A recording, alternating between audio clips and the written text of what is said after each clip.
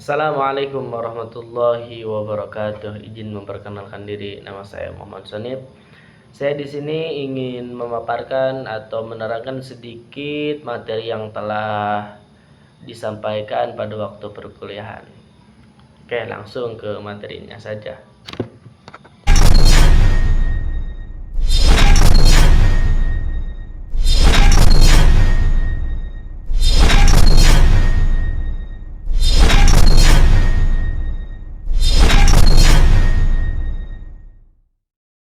Mengelola konflik. Mengelola konflik diantaranya konflik adalah rumus permasalahan, pengertian konflik, tip dan sumber konflik, strategi utama mengelola konflik dalam organisasi, rumus masalah. Pengertian konflik. Konflik adalah suatu proses interaksi yang ditandai oleh adanya ketidakkesempatan antara dua atau lebih pihak yang terlibat. Konflik dapat terjadi dalam berbagai tingkatan, mulai dari individu, kelompok, hingga organisasi. Menurut Howard Ross, seorang pakar manajemen, konflik adalah langkah yang diambil pihak ketiga dengan tujuan mengarahkan konflik ke hasil tertentu yang mungkin menghasilkan hasil akhir berupa penyelesaian konflik atau menghasilkan ketenangan atau hasil mufakat. Jadi konflik bisa jadi tidak hilang dalam proses organisasi, namun tetap bisa dikelola agar proses organisasi tetap mengarah ke hasil positif. Tip dan sumber konflik. Tip konflik berdasarkan tingkatannya. Yang pertama, konflik intrapersonal, konflik yang terjadi dalam diri individu. Dan yang kedua, konflik interpersonal, konflik yang terjadi antar dua individu. Dan yang selanjutnya, konflik kelompok, konflik yang terjadi antara dua atau lebih kelompok. Konflik selanjutnya, konflik organisasi. Konflik organisasi yang terjadi dalam suatu organisasi. Sumber konflik diantaranya perbedaan tujuan, perbedaan persepsi, perbedaan nilai, perbedaan kepentingan.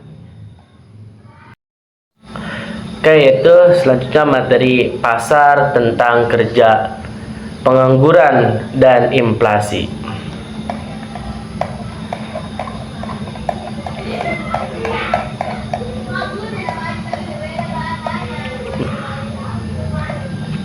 Pengertian pasar tentang kerja. Pasar tentang kerja merupakan salah satu aspek penting dalam memperkembangkan ekonomi yang ada di suatu negara. Keadaan pasar tenaga kerja sangat berdampak pada kesejahteraan karyawan, perusahaan, dan seluruh masyarakat di suatu negara. Dengan semakin berkembang teknologi dan terjadinya perdagangan bebas, maka pada tenaga kerja di situ negara akan bersaing dengan pasar tenaga kerja lainnya yang melembur menjadi pasar tenaga kerja global. Hal ini merupakan persaingan menjadi sangat ketat dan membuat semua pihak yang terlibat di dalamnya harus peduli dan menyiapkan rencana untuk menghadapi berbagai perbuatan yang ada di dalam pasar tenaga kerja. Selanjutnya, pandangan kaum klasik terhadap pasar tenaga kerja.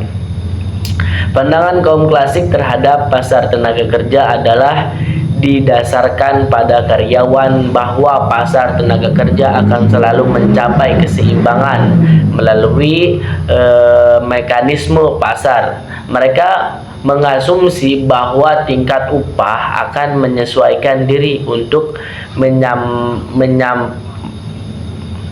menyamakan kuantitas tenaga kerja yang diminat dengan kuantitas tenaga kerja yang ditawarkan, sehingga menyiratkan bahwa pengangguran tidak pernah ada. Mereka percaya bahwa jika tentang upah naik, jumlah tenaga kerja yang ditawarkan akan meningkat. Sementara jika tingkat upah turun, jumlah tenaga kerja yang ditawarkan akan menurun. Pandangan ini didasarkan pada keyakinan akan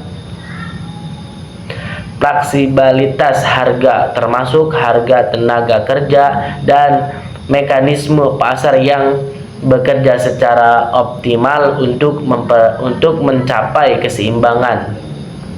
Namun, pandangan ini telah menjadi subjek perdebatan dalam teori ekonomi, terutama dalam konteks ketidakseimbangan pasar tenaga kerja yang terjadi dalam prakteknya. Jenis-jenis inflasi. Yang pertama, inflasi ringan, dan yang kedua, inflasi sedang, yang ketiga, inflasi berat, yang keempat, hyperinflation. Tingkat inflasi.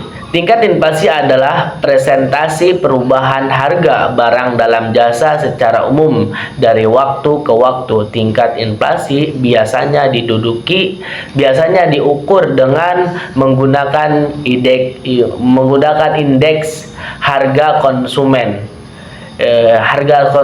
IHK, yang mengukur harga dari berbagai barang dan jasa yang dikonsumsi oleh rumah tangga. Tingkat inflasi dapat digolongkan menjadi 4 golongan, yaitu diantaranya inflasi ringan. Inflasi ringan, tingkat inflasi berada di kisaran 0% sampai 10% per tahunnya. Yang selanjutnya inflasi sedang. Tingkat inflasi berada di kisaran 10% sampai 30% per tahunnya. Inflasi berat. Tingkat inflasi berat dikisarkan 30% sampai 100% per tahunnya. Hiperinflasi. Tingkat inflasi berada di atas 100% per tahunnya. Nah, selanjutnya yaitu jenis-jenis pengangguran. Menurut Alam 2019, berdasarkan faktor penyebab terjadinya pengangguran diklasifikasi dalam 4 jenis, yaitu diantaranya yang pertama pengangguran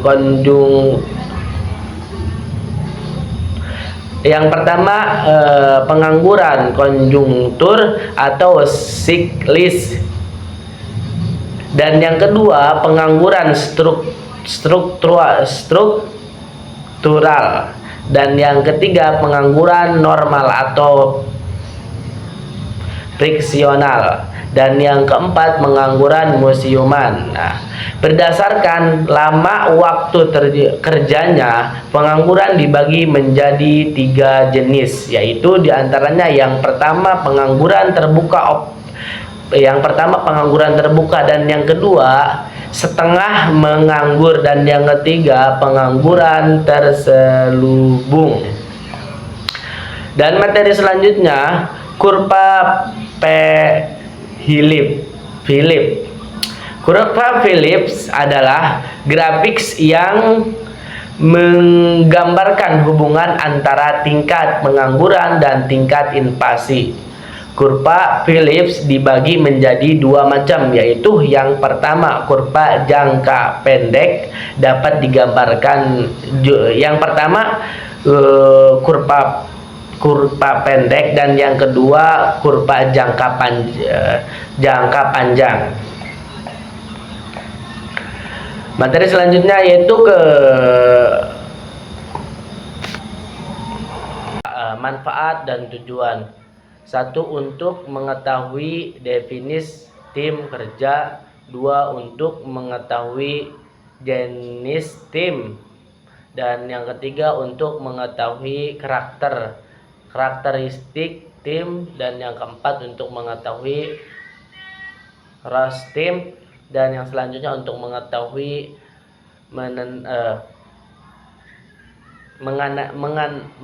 menangani konflik tim, dan yang terakhir untuk mengetahui kekurangan tim. Teamwork. Dalam dunia usaha, penggunaan teamwork seringkali merupakan solusi terbaik untuk mencapai kesuksesan. Teamwork yang solid akan memudahkan manajemen dalam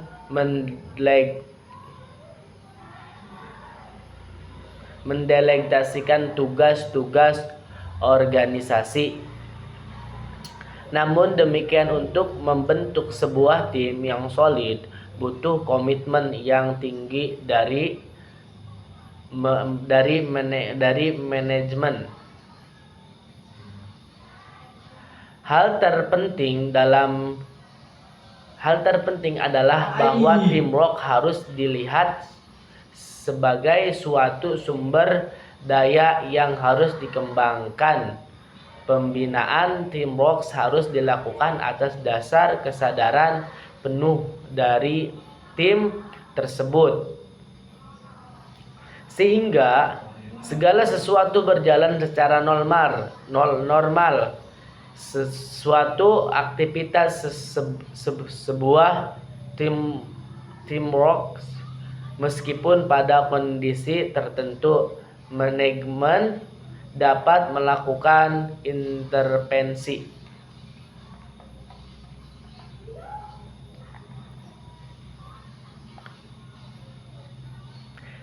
Tim penyelesaian masalah itu kelompok yang terdiri dari 5 sampai 12 karyawan dalam departemen yang sama yang bertemu salam beberapa jam seminggunya untuk mendiskusikan cara memperbaiki kualitas, efisiensi, dan lingkungan kerja.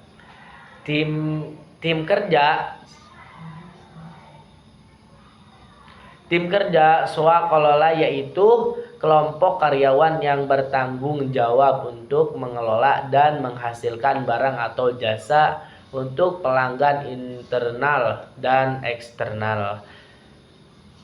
Tim lintas fungsi yaitu tim anggota terdiri dari individu-individu dari berbagai departemen atau fungsi tertentu.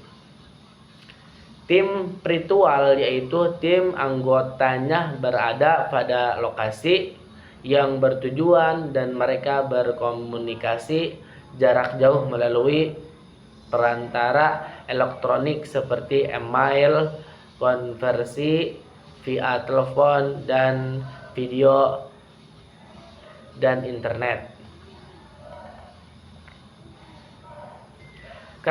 Karakteristik tim: mempunyai komitmen terhadap tujuan bersama, menegangkan tujuan, efisiensi, kepemimpinan dan struktur, menghindari kemalasan sosial dan tanggung jawab, evaluasi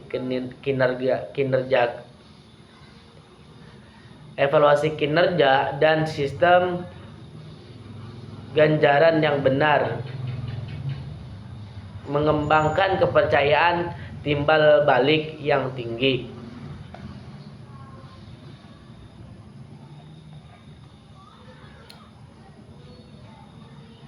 Proses tim: Proses tim yaitu terdiri menjadi 4 bagian. Tingkat forming, perasaan optimis dan pesimis, belajar milah-milah masalah dalam tim. Yang kedua, tingkat storming, ragu terhadap kemampuan tim, saling menyalahkan atau berargumentasi. Yang ketiga, tingkat norming, mulai mau menerima perbedaan konflik, mulai dapat dikendalikan. Dan yang terakhir, tingkat performing. Performing adalah tim mulai matang membicarakan gagasan penyempurnaan.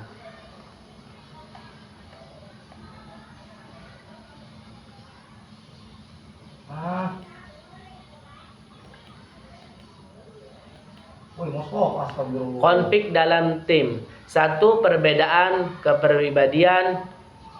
2. Perbedaan nilai. 2. Perbedaan nilai harga kemenangan pribadi daripada teman, harga persaingan daripada teamwork.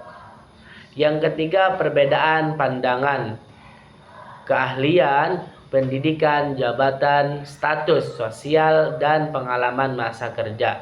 Yang keempat, perbedaan tujuan, individu beda dengan kelompok. Yang kelima, perbedaan kultur.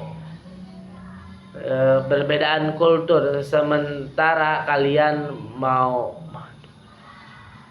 Dan yang keenam, perbedaan kepentingan.